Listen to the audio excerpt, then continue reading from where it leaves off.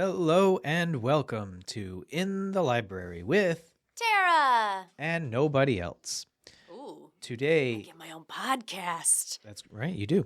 Today is November 13th, 2025, and this is being recorded for hopefully coming out on November 14th, 2025. Hopefully. Unless you're 12,000 years in the future.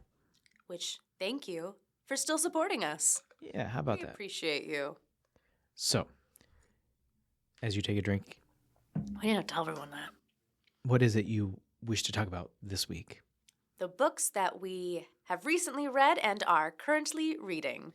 Because it is kind of interesting to know what we're reading when we don't have like a specific topic at hand. It is, and it's doubly, it's Please keep that in.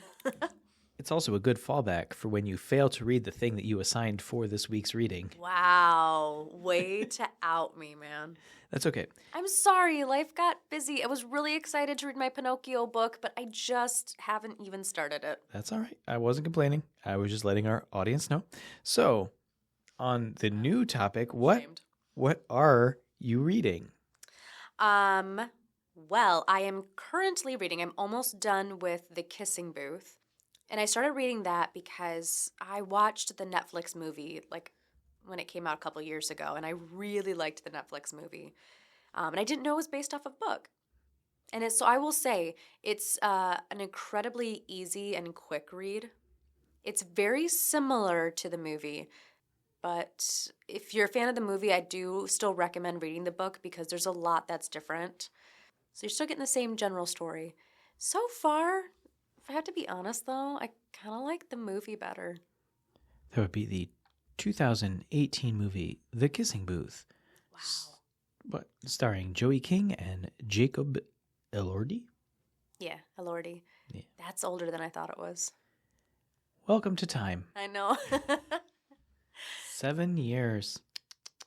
It's such a good, like, young adult flick. And there's actually 3 of them, I believe. Yeah, it's got its own series of movies. Yeah, I don't like how it ends. I'm not gonna lie. Well, So just watch the first one. But yeah, so I would recommend the book if you want something like easy. If you want like an easy young adult book to get you through a couple days, I would recommend. It's a good read. have you ever been to a kissing booth? I don't think those are allowed anymore. I mean, it wasn't. I think it was a kind of sketch before COVID. It's definitely not happening now. So So the answer is no. No, I haven't. that's fair. According to the Wikipedia entry on kissing booths, they were an attraction usually at carnivals where persons running the booth kiss other people, often raising funds for charity. They date back to at least the 1900s. Yeah. There's an article about them in... That's just mono waiting to happen, man. It's true. 1918 article on the Garden Island. They kind of fell out of favor, but I mean, that tracks. Yeah, because people kept getting sick. So it's a cute story. It's her and her best friend. They have to come up with an event at their carnival the school carnival to raise money. So they decide on a kissing booth. She ends up being thrown into it last second, and she has to kiss her best friend's older brother, who she has a major crush on. And then they basically start secretly dating behind her best friend's back, which is never a good idea. Just be honest, people. Okay, hear me out on this. Yeah. A much better idea that would have raised a lot more money. Dog petting booth. Yes. You get a couple... Do a kissing booth, but with the dog. You get Now, to be fair, the dog would have to be well trained and very docile. Yes. But no biting of faces. I think it could work. That'd be really cute. Didn't Snoopy do something like that? That's possible. It's been a long time since I've watched anything from the Peanuts. What's so funny? It's been a while. Surprised. I kind of figured you'd be watching it all the time. You know, you would think I would, but no. That's not how it goes. So, what I find interesting, because I feel like some people only read the exact same stuff. Mm-hmm. And then there's like me and you who read just kind of...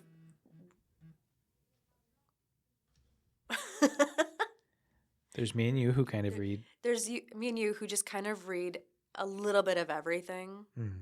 Like, I feel like I would never know what you're reading from day to day because it's just going to be off the wall. So, Generally. like, right before I read this, I read Night by Elie Wiesel. I think that's how you say his last name. Wiesel? Wiesel? Probably Elie Wiesel. And it's a good book, man. I was reading it on the plane when I was going over to Amsterdam, and I was going to go to the Anne Frank house, so it felt very on brand because this story is his real-life account of living in Hungary and then going to Auschwitz back during the Holocaust. And it's really sad. It's a very short, easy read. I was a little bit bummed at the end because I wanted to know what happened after. I wish there would have. It kind of stops very abruptly. Yeah, he was done. He was done. I know, but I wanted to know like how he found out his sisters were still alive. What did they meet up? Did he go back to Hungary? I know eventually he came here to the United States, but I just wish there was a little bit more of like a closing. But Can I blow your mind for a minute? yes, According to this, the correct pronunciation of his last name is Wiesel. Wiesel. I almost wondered if it was a V. Yeah, Wiesel. Elie Wiesel. Yeah, and I know that's not his actual first name. He changed it when he came to the Eliezer. Yeah, Eliezer Wiesel. Yeah. But so you've read the book then? I read it. It was assigned reading way back when I was in the 7th grade. See, I'm surprised. My brother had to read it in school too, and I didn't have to. I remember reading The Fault in Our Stars by Louis Lowry. Bum, bum, bum, bum, bum, bum, bum. And that was a really good story. I still remember that. I hated that. You didn't like The Fault in Our Stars? Didn't care for it. Did you read it as an adult or as a child? As an adult. Okay. I haven't reread it as an adult. Didn't care for it. I remember as a kid, like I still remember bits of it. All right, don't listen to Adrian. If you're going to have your child read a book on the Holocaust, it's a good one to go with. The Fault in Our Stars? Oh my gosh, I'm saying the wrong thing. Oh my gosh, what is this? What am I talking about? Night? No. No, a different. The other Holocaust book about the... Okay, first of all, The Fault in Our Stars is a fantastic book. It's awesome. It's not about the Holocaust. I'm going to be honest. I was really confused at what direction this was going because it's like, okay, we're talking about the Holocaust and now we're jumping to... Counting the Stars? It's a romance with a cancer patient. It's by the same author as The Giver, Lowry, Loiswl. Number the Stars. See, I haven't read Number the Stars. By Lois Lowry. I cannot weigh in on that one because I have not read that one. Both books are great. Very different. You're wrong about The Fault in Our Stars. I love that book. No, I stand by my statement. Well, your statement's wrong, but That's fine. Number the Stars is a really great book to introduce the Holocaust to a child. That's about like a little girl who she's staying with friends. She's Jewish, and she's staying with friends who are Christian, and basically they're hiding her. And I remember that she had the Star of David, a necklace on her that she always kept on her, and they had to like yank it off when the police were coming in. And the only reason they were able to hide her was because the family she was with had a daughter who had died who looked similar, had like the same color hair. So they passed her off as their daughter. And that's a fake story. That's a novel, but it's a good story. And is much different than The Fault in Our Much Stars. different than The Fault in Our Stars. People dying in both books, though, to be fair. They do. Yeah.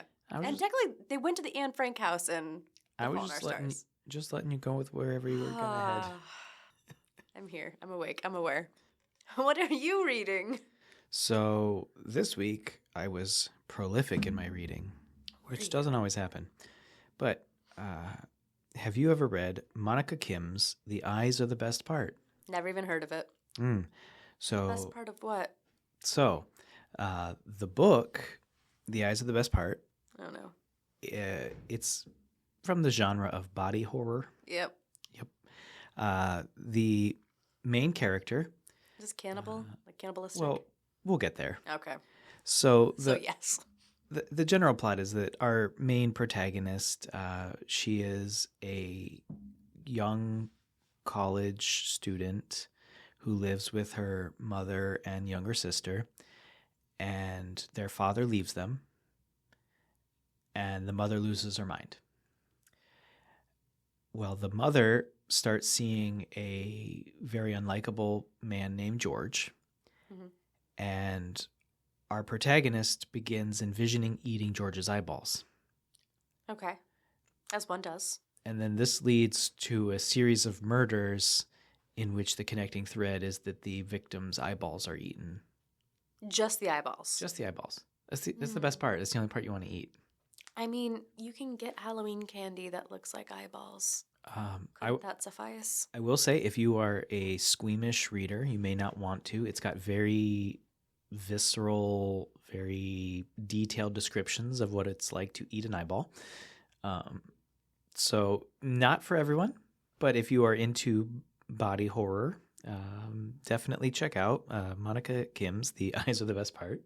I think I'm going to pass. Yeah, I can see that. I like horror, but I don't know. For the second book I read this week, The Last Trip by Kiersten Modglin. No idea. See? So The Last Trip involves a woman who is pregnant, and she's living with her fiancé when his estranged daughter, who he did not know he had, shows up at their door. And it involves Is it estranged if he didn't know she existed? I'm not sure what the Long term lost? is. Long lost? He had a daughter. He didn't know he had a daughter, Okay. supposedly. But it uses a kind of dual narrative, the fiance's perspective and the expectant mother's perspective. And you come to realize that the daughter who showed up at the door has a history with our pregnant protagonist. Uh-oh. Yeah. They may have made out once. But Weird family relationship. yeah, well, it also the general plot is that he is actually married to the not really his daughter. She's his wife. What? Yeah. How? Well, she's his wife, just pretending to be his daughter. Yeah. And his plan is that he's going to murder his fiance and take the child because his wife can't have children. So, how does them having a relationship in the past, Well, was that on purpose or an accident? it's a little ambiguous. Okay. Because when he proposed that he was going to impregnate another woman and murder her to take the child, The wife's like, yeah, let's do it. she was a little reluctant. She wanted to meet this person. Get to know the person you're killing. I Yeah. get it. Well, I will say the plan did not originally involve murder, but it evolved. Okay. You know how these things, they happen. As one does. Yeah.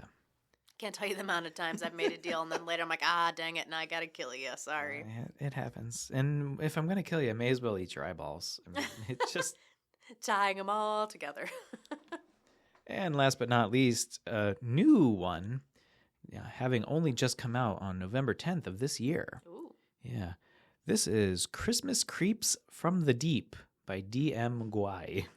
No idea, but it does sound like something you would read. I'll just read you a little teaser from the back here. Have yourself a merry little Christmas with this funny, festive sci-fi horror comedy full of sea creatures and hillbillies. And hillbillies. I am intrigued. This Christmas, a hero will rise from the trailer park. Earl Frost isn't what most people would call a hero. He's indoorsy. He lives with his grandma in a 1970s single-wide in the Misty Pines trailer park. He spends most of his time taking care of his pet fish and working nights at Cecil's Gas and Stop. Ooh. Earl Frost also hates Christmas, which is a cardinal sin, up there with Pride and Greed and Holiday Lake. Holiday Lake is a town on a Christmas card, or in one of those holiday romance movies that play nonstop on TV. Everyone here loves Christmas except for Earl. Bum, bum, bum. But then horrific creatures rise from the lake and begin destroying everything in their path. I am intrigued. It's ridiculous. Still intrigued. Yeah. So, if you're interested in body horror, check out The Eyes Are the Best Part. If you're interested in a little bit of really weird thriller energy, check out The Last Trip. And if you're looking for a really wonky Christmas horror story, check out Christmas Creeps from the Deep. The books we're both reading right now could not be more opposite. You know, I could also point out that I did read The Little Mermaid and Snow White. As you should. But I'm saving those for a future week now. To be fair, I know what happens in the original stories. I love the original stories. I love how Disney changed them, but yeah. Well, none of them are nice. None of them end well. So yeah, just imagine between these three really weird stories, I also managed to squeeze in The Little Mermaid. And You're better than me. I'm sorry. They were a tonal whiplash, I'm not going to lie. Yeah. Yeah. Well, I think you should give some young adult romance a shot, you know? I did. Summer I Turned Pretty. No, thank you. P.S. I Love You. No, not P.S. I Love You. P.S. To All the Boys I've Loved Before. P.S. is the second one. And then you got The Kissing Booth. I mean, they're great. Not really my genre. I'm about to start To All the Boys I Loved Before. I have not seen the show yet. I want to read the series and then watch the show. Not gonna be It's very popular. My sister is obsessed. And it's by the same author who did To All the Boys I've Loved Before, and I loved that series. Highly recommend that series, everybody. It's by Jenny Han, I believe. Jenny Han. Jenny Han. It's about that time. Let's switch gears and talk about what's going on at your local library.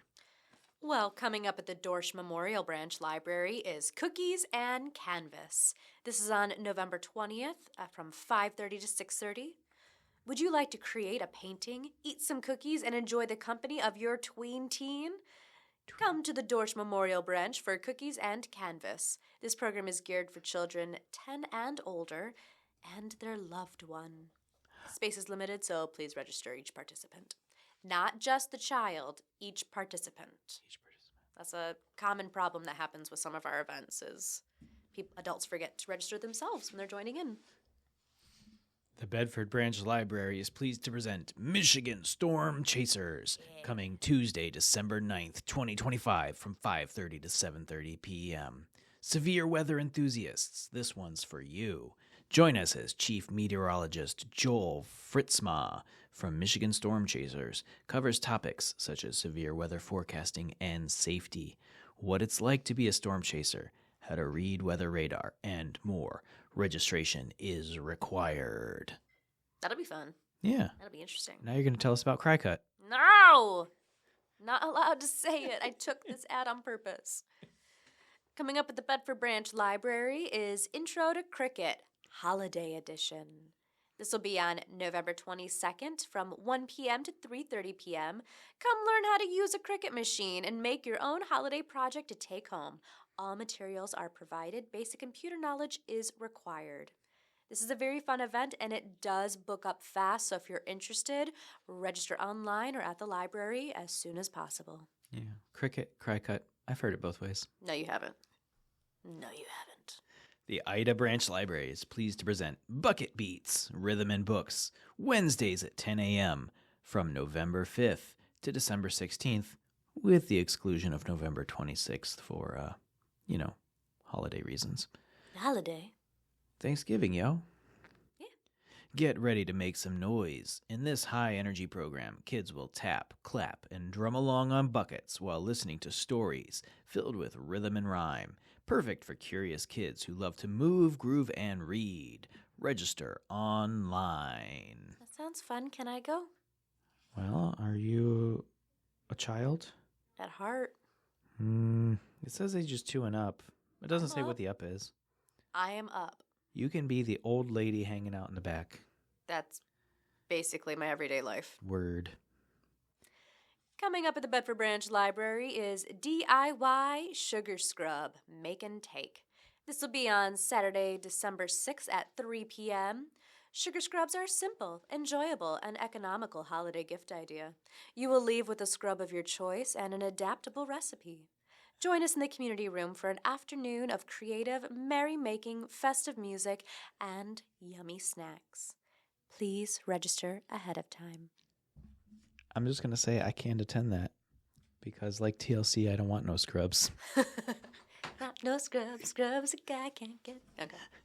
I know that's not the right thing, but It was a good song to go with. I'm happy. consider making the scrubs, and then you can use the cry cut machine to make a nice little label for your scrubs. And then you can sing Ain't No Scrubs while you're scrubbing your arms. Word. Word to the herd. Is there anything else you'd like to tell our listeners today?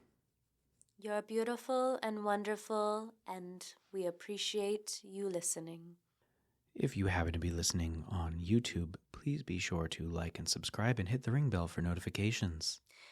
If you are listening on Spotify, please like the individual episode and please like our podcast as a whole. It will help with the algorithm. If you prefer the pronunciation of cry cut, No. please leave a comment in the comment section down below telling us that you also support cry cut superiority. No one is going to be on your side with that. This has been In the Library with Tara. and nobody else. Just me.